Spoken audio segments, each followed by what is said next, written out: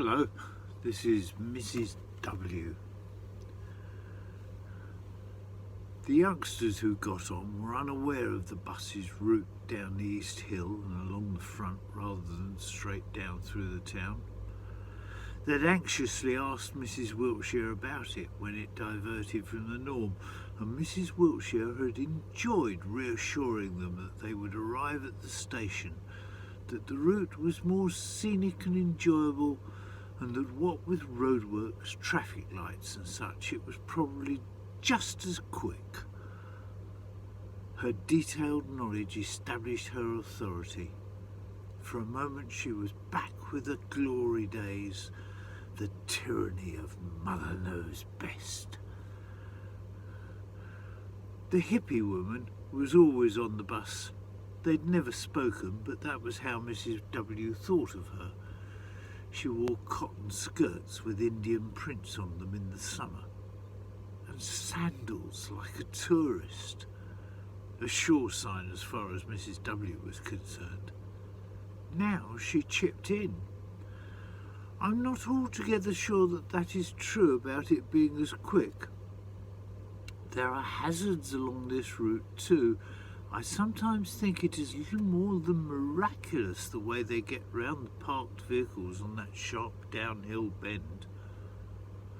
Carter Road, Mrs. W. came back.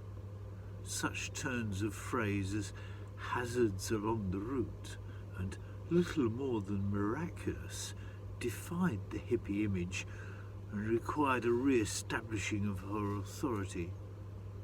Possibly, said the hippie woman and turned to the youngsters. What time's your train?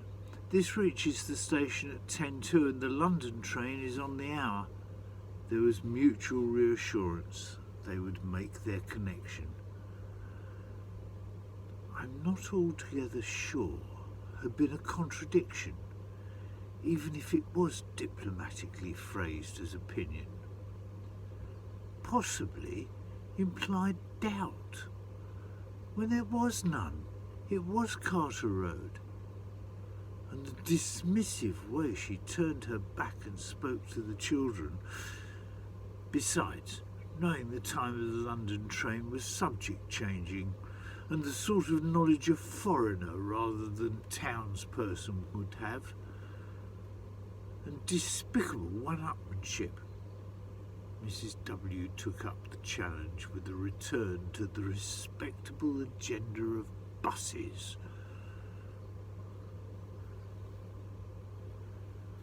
This is the 468. The out-of-town buses have 3-figure numbers and the town ones have 2. If you're coming back, the route is easy to remember. Even numbers 468.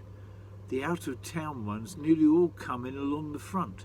It's the town ones that go straight down through the town. Nothing the hippie bitch can contradict in that, she thought. The town ones go through the town. That rubbed her nose in it beautifully. But did it stop her? Did it? Heck! Mrs. W. did not say the other H word, even in her head. Typical hippie, crafty. She came in obliquely, sounding as though she was agreeing at first. I remember the 345 like that, a straight run, like in Rummy. I always think of it as being in Hearts because it goes out past Sacred Heart School and the hospital. That's the exception that proves your rule, mind. It goes straight up through the town. Then, getting the sentimental in, Sacred Heart School and hospital all in one sentence, before blam, another contradiction. Proves my rule indeed, she thought, and for a moment it threw Mrs. W. She nearly came back with the old chestnut about what proves meant in that context. A sure loser.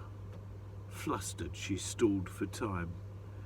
345, I don't know that one, she said with doubt in her voice, then gathering herself. No, I don't know that one.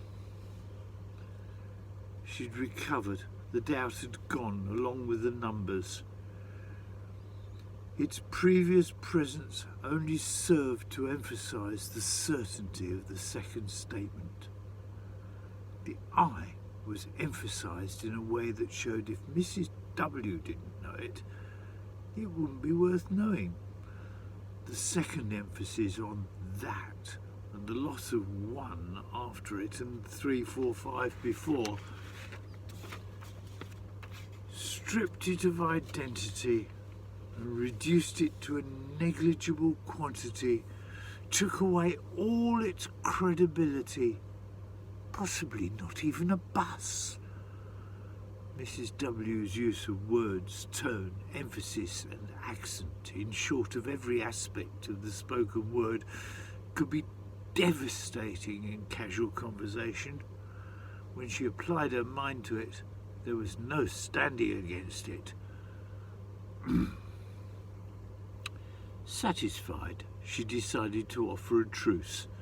Turning back to the almost forgotten youngsters, she said, "Anyway, I only look at the time I get on, but if this lady says you'll make the connection, I'm sure she is right. She uses the bus regularly." "Oh, I'm quite sure," said the hippie woman to the youngsters, then turning to Mrs. W, "I'm Jane. I see you regularly as well." Olive Branch accepted and returned with acknowledgement, and so she should. Anyway, was a French lady politer than possibly? There might be a truce.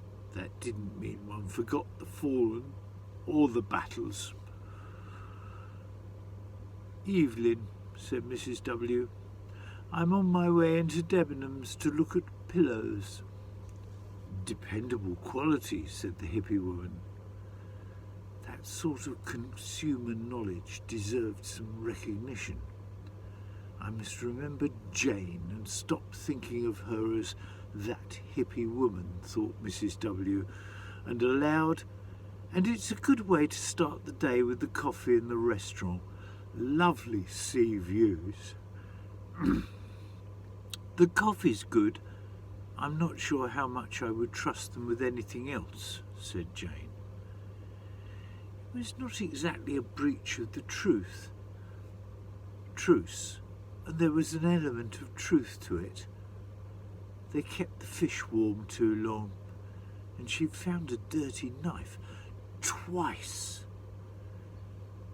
It almost contradicted the hippie image yet again, and Mrs. W decided to go with the flow. "Oh no, only for my little bit of caffeine before I head into the shops. M&F is preferable for food quality. Would you care to join me for a coffee?" It was daring, an opening gambit, a head-on approach.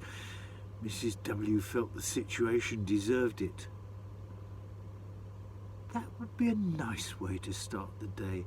Thank you," said the Jane. A new acquaintance who fully understood the rules. It was turning into quite a day, and they hadn't even got off the bus yet. Thank you.